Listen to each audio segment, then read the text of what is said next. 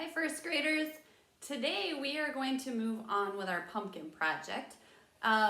We are going to start adding color either with crayons or with watercolor paints or potentially with colored pencils, depending on what you have for supplies at home. So I will do that demonstration in a minute, but before I do, I want to talk to you a little bit about value. Last time I mentioned value, but I just want to review a little bit that value helps make things look more realistic. Value is when we take a color and we add a little bit lighter or a little bit darker color to that first color to change the darkness a little bit. So I think the example I gave you last time was if I started with white and I added a little bit of black to it, I would get a light gray. And then if I added a little bit more black, it would get a little bit darker and a little bit darker until if I keep adding black, it would turn to black.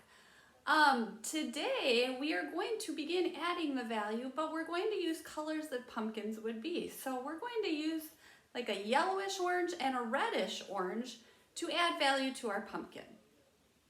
I will do the demonstration in just a second. Okay, so I am going to break this demonstration up into two because I want to show you how to do this with crayon, but I also want to show you how to do it with watercolor paints. So the first thing I'm going to do, because I did not show you this last time, is draw a ground line so it doesn't look like our pumpkin is floating, okay? You just want to make sure that you don't draw that line through your pumpkin. And then I want to show you all of the orange colors that are in my box of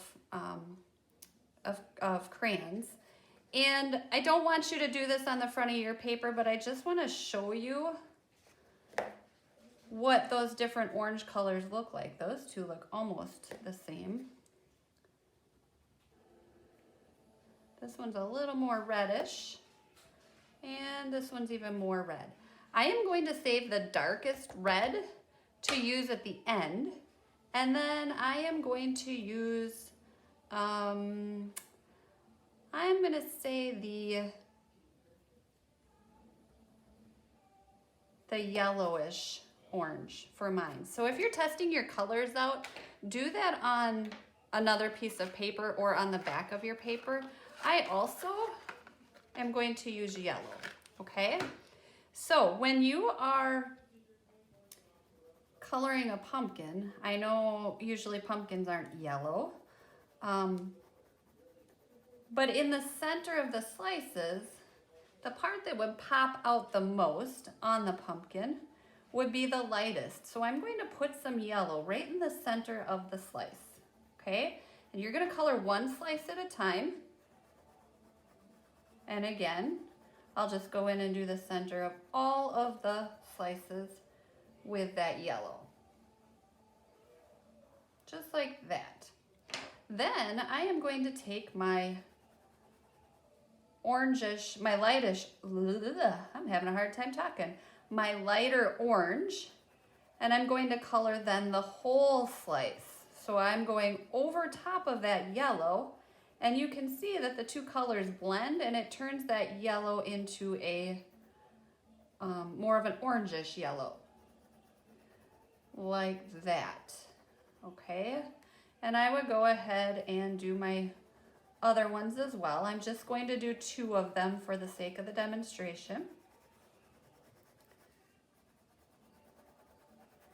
And then when I'm done coloring every single slice, I would come in with my orange that has red mixed into it, which would be this one.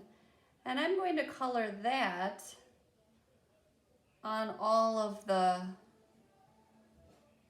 lines. Oops, I just broke my pencil. I want you to push hard, but probably not so hard that you break your crayon, okay? And then sometimes I like to add a little bit of that into the rest of the color of the pumpkin, like this. Now I am going to stop this video for just a second. You're probably not even going to notice. And then I'm going to do the painting demonstration on this side. Okay, so when you use watercolor paint, which you can do for this also. I do want you to choose one or the other. So don't do like I'm doing and do half of it crayon and half of it paint.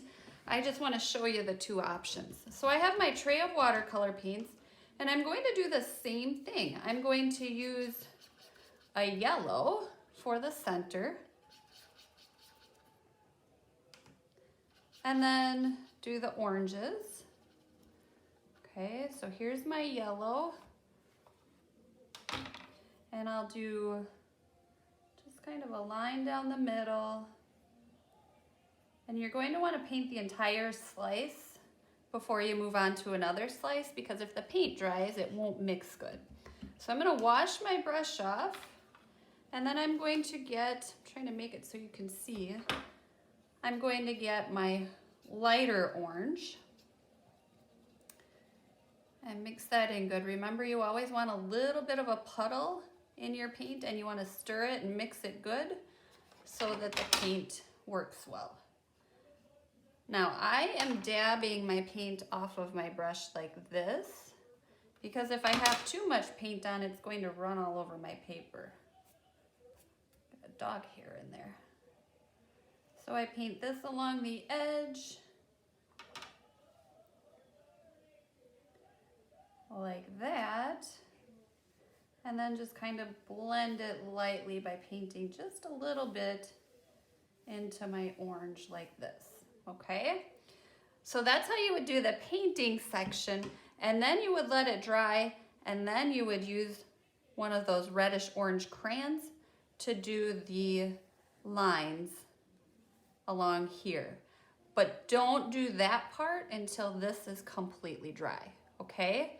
For the stem and the vine that comes out, you can do paint for that also if you want. Or you could also do the crayons. I would like you to stick with whatever you begin with. So if you used paint on your pumpkin, use paint up here. Stems are usually, sometimes they're kind of a greenish color, but sometimes they're dried up and they're kind of a brownish color. And sometimes there's a little bit of green mixed in also, so I'll try that and see how it turns out. I can add some brown in also. So it looks like that. Same thing with the vine. It can be kind of a, I'm going to make up the name of a color, a greenish, brownish, yellowish color. Okay.